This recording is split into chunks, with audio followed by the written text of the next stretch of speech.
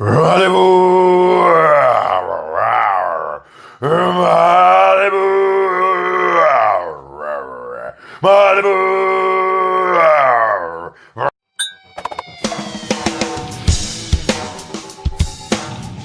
Fala pessoal, sou Fábio Kiel, estamos aqui no canal do mestre Sérgio Malibu para falar novamente sobre assuntos ligados à história do Jiu-Jitsu, Vale Tudo e MMA. Nós vamos falar hoje sobre um nocaute que o grande lutador Kimura sofreu na sua carreira. O Kimura, como a maioria já sabe, é aquele lutador japonês do judô que fez aquela luta clássica e derrotou o Hélio Gracie com uma chave de braço. Só que hoje nós vamos falar de outra situação que o Kimura passou, que pouca gente sabe e que marcou bastante a carreira dele também. O Kimura, como a maioria sabe, é considerado por muitos como o maior judoca de todos os tempos. Na ocasião da luta com Hélio Gracie, ele já fazia parte de um grupo de judocas que viajava pelo mundo para fazer lutas de demonstrações entre eles mesmos, né, que era o Kimura, o Kato e o Yamaguchi. Além dessas lutas, demonstrações que eles faziam entre eles, demonstrando as técnicas do judô, eles também faziam lutas combinadas com lutadores de wrestling profissional que eles encontravam nos países onde eles visitavam. E durante toda essa década de 50, o Kimura ele foi se envolvendo cada vez mais com lutas profissionais, que eram na sua grande maioria lutas combinadas, que popularmente no Brasil a gente conhece como marmeladas. Essa luta que o Kimura participou era para ser considerada uma das maiores lutas de todos os tempos no Japão, porque envolvia de um lado o Kimura, que era o maior nome do judô até então, e do outro lado o Rikidozan, que era o maior nome do Pro Wrestling que o Japão conhecia na época. O Pro Wrestling no Japão ele tinha o nome de Puroresu, que numa tradução aproximada é luta livre. O Rikidozan na verdade é coreano, mas desenvolveu toda a sua carreira no Japão. Ele começou no sumo e teve uma carreira relativamente vencedora dentro do sumo. O fato é que ele alcançou realmente o estrelato nas ligas de Pro Wrestling do Japão, que apesar de combinadas, elas faziam muito sucesso com a grande massa, né, do público japonês, que não era especialista em artes marciais. Essas lutas tinham o principal objetivo de entretenimento e elas eram compostas de golpes muito plásticos, voadoras, tinha sempre o confronto entre um vilão e o herói, e eram basicamente feitas nas regras específicas do Pro Wrestling. A ideia de promover essa luta entre esses dois grandes ídolos de universos diferentes com certeza renderia muito dinheiro lá no Japão. Depois desse período de promoção, a luta entre Kimura e Rikidozan aconteceu em dezembro de 1954. As regras do Pro Wrestling, elas, para quem é habituado ao MMA, elas são bastante confusas e eram feitas basicamente para dar a impressão que era uma luta legítima, e também eram feitas para que a luta se prolongasse ao máximo, para dar muito espetáculo para o público. Logo no começo da luta a gente já pode ver a grande diferença de estatura entre Kimura e Rikidozan. O Rikidozan era bem maior e pesava aí por volta de 110 quilos.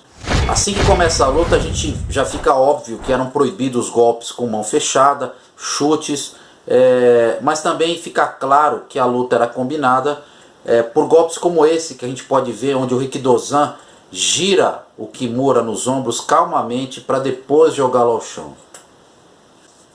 É muito difícil dizer se essa péssima atuação do Kimura, que sequer fez algum esforço para fingir que se tratava de uma luta verdadeira, fosse devido a algum ou despreparo ou algum sentimento de humilhação por ter aceitado uma situação tão vexaminosa como essa. O fato é que a luta ela é um tanto morna, mas lá pro final acontece algo inesperado. Nós podemos ver que um golpe do Kimura na parte genital do Rikidozan, que aparentemente não foi intencional, mas foi o suficiente para que o Rikidozan perdesse o controle e passasse a usar socos e tapas contra o Kimura.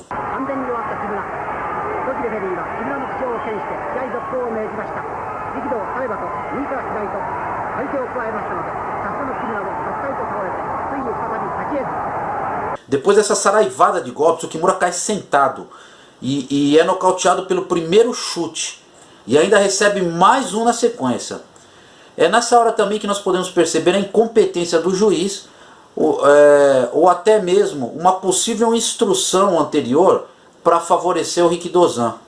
Em vez do juiz interromper a luta, ele deixa prosseguir com o Kimura totalmente grogue. E aí fica claro também a covardia do Rikidozan, que continua a usar tapas e pisões até finalmente nocautear completamente o Kimura com um tapa.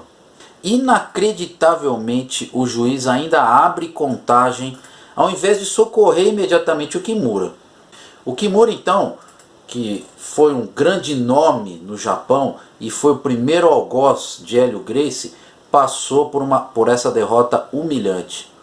Se nós fizermos uma análise dessa luta, a forma como essa derrota aconteceu, totalmente fora dos padrões do Pro Wrestling, deixa claro que a luta era uma combinação prévia que saiu do controle.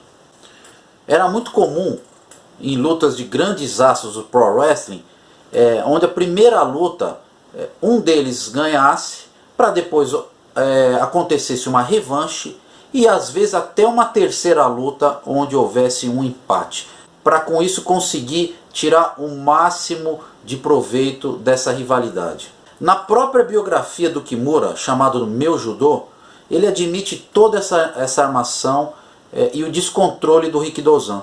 Alguns podem achar que, devido a ele estar envolvido nesse mundo do Pro Wrestling, até mesmo esse nocaute pode ter sido algo combinado anteriormente. Mas quando a gente revê as imagens, dá para perceber claramente que os golpes que o Kimura sofreu foram realmente muito contundentes. Alguns deles ele já estava caído e dá até para ver um inchaço no rosto dele imediatamente após os golpes. Existem várias lendas que falam que, inclusive após essa derrota do Kimura, muitos homens poderosos do Japão iriam contratar assassinos para matar o Rikidozan. O fato é que realmente, muitos anos depois, em 63, ele morreu após ser esfaqueado numa briga. Esse nocaute do Kimura realmente foi muito marcante na carreira dele e foi um preço alto por estar envolvido em uma luta combinada em que na verdade o combinado não foi cumprido. Espero que vocês tenham gostado desse vídeo. Um grande abraço a todos e até a próxima.